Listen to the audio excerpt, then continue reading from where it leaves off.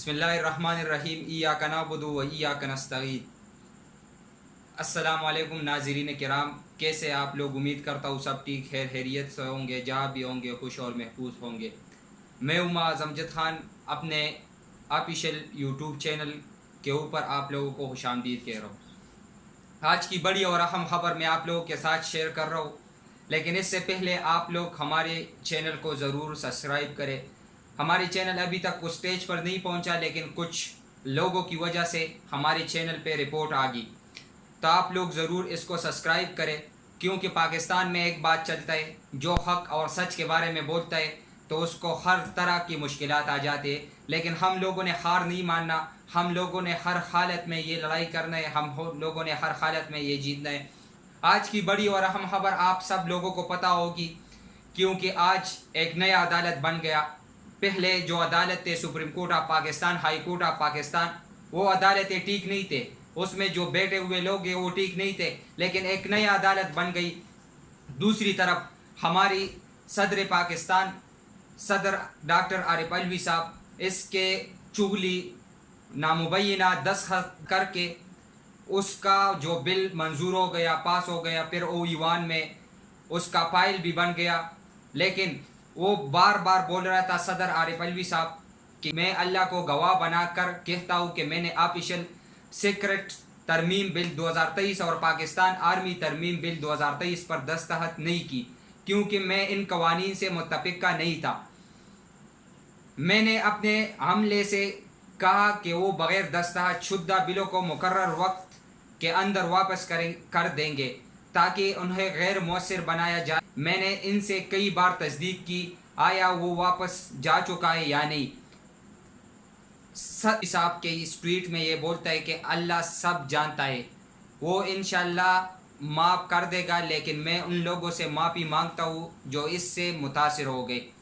مطلب اس چیز کا مطلب یہی ہے کہ صدر Pakistan, supreme court of command, ایک اتنا بڑا بندہ، مطلب صدر پاکستان کی کچھ ویلیو نہیں ہے، ایک عام شہری کی کیا ویلیو ہوگی۔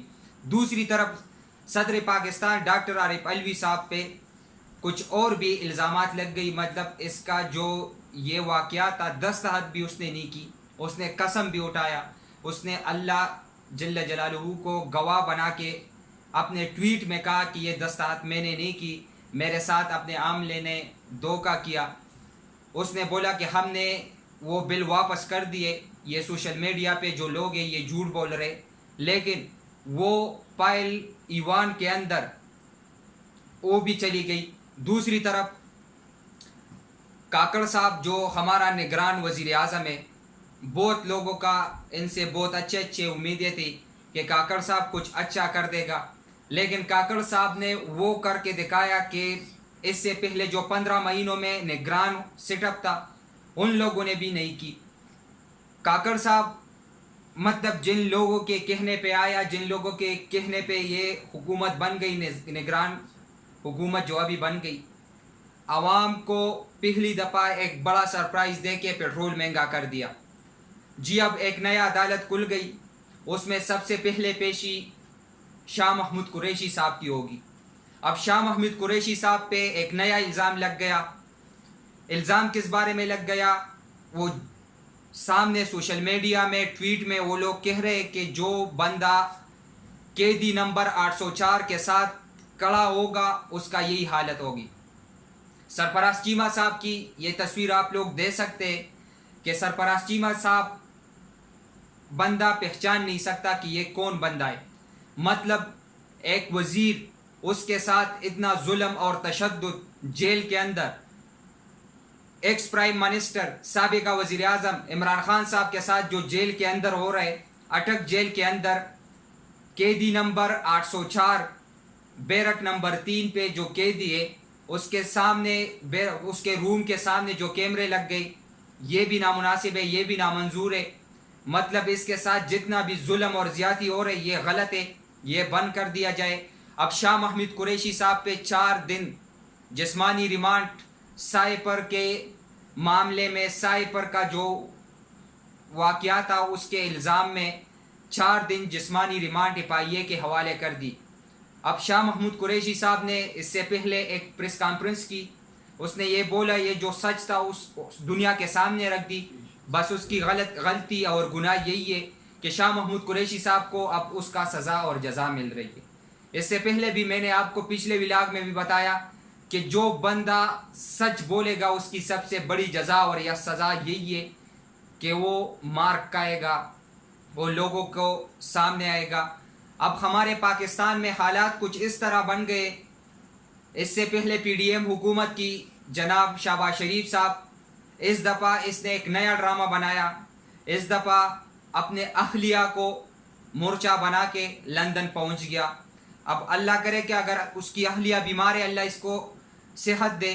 لیکن دوسری سائڈ پہ شہباز شریف صاحب کی آج ایک اور بڑی ویڈیو، جو ہماری بڑی معروف ٹک ٹاکر حریم شاہ ہے، اس نے وہ ویڈیو منظر عام پر رکھ دی اور بتایا کہ 4 بیویوں کے اوپر لندن کے ایک نجی ہوٹل میں ایکس پرائم منسٹر سابقہ وزیر اعظم شہباز شریف صاحب اپنے گرل فرینڈ کے ساتھ 2 گھنٹے کا ملاقات. اس سے پہلے چائے پی لی. پھر میرے زبان پہ وہ الفاظ زیب نہیں کرتے کہ وہ میں بول دوں، لیکن وہ اس ٹویٹ میں، اس ویڈیو میں جو نظر آ رہے سامنے آپ لوگ بھی دیکھ سکتے، آپ لوگوں نے شاید دیکھا بھی ہوگا.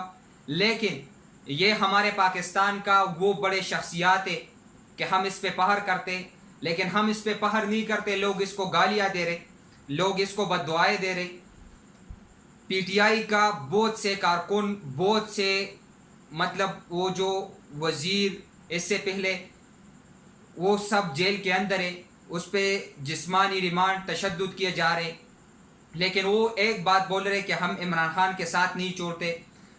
سرفراز چیمہ صاحب کی ہمت کو میں سلام کرتا ہوں کہ اس نے اپنا حلیہ بدل کے رکھ دیا، لیکن وہ عمران خان سے قیدی نمبر 804 سے پیچھے نہیں ہٹتا. اس کو میرے خیال میں آج میں ایک اور ویڈیو دیکھ رہا تھا، وہ بتا رہے کہ سرفراز چیمہ صاحب اس دن یاسمین راشد کو اور سرفراز چیمہ کو سپریم کورٹ آف پاکستان نے رہائی دے دی، لیکن میرے خیال میں وہ پھر اس کو گرفتار کر کے اور نیب کے حوالے کر دیا. آج ہمارا شاہ محمود قریشی صاحب جو ہے وہ بھی 4 دن جسمانی ریمانڈ اور FIA کے حوالے کر دی. مجھے سمجھ نہیں آ رہی کہ یہ مسئلہ کس طرف جا رہے اور کیا بنے گا اور کیا ہوگا پاکستان کا. نگران سیٹ اپ آ گئی. نگران سیٹ اپ بھی وہی حرکات، وہی رویہ جو پچھلے حکومتیں کر رہی تھی، وہ بھی اس کے ساتھ مطلب پیچھے سے جو آرڈر کیے جا رہے اس پہ چلتا ہے. اب نئی عدالت کھل گئی، آفیشیل سٹ ایکٹ کہتے جو نئی عدالت بن گئی، اس پہ شاہ محمود قریشی صاحب کی پیشی ہوگی. جو سائپر کے معاملے میں، سائپر تو شاہ محمود قریشی صاحب نے سب سے پہلے تو بات یہی ہے کہ سائپر کا جو معاملہ ہے وہ شاہ محمود قریشی صاحب نے کی نہیں. یہ غلط اور جھوٹا الزام شاہ محمود قریشی صاحب پہ لگ رہے. لیکن خیر کوئی بات نہیں، یہ بھی کر لے. جتنے بھی آپ لوگ ظلم جبر بربریت کر سکتے کر لے. ظلم ہو رہے وہ PTI کے کارکنوں سے ہو رہے کیونکہ وہ حق اور سچ کے ساتھ ہے. مجھے سمجھ یہ نہیں آ رہی کہ 14 جماعت PDM کا ایک سائٹ پہ، جناب عمران خان صاحب کی پارٹی PTI کی پارٹی وہ دوسری سائٹ پہ، اس کے کارکنوں کو جیلوں میں بھی ڈال رہے، اس کے کارکنوں کو جسمانی تشدد اور ظلم اور جبر بھی کیا جا رہے.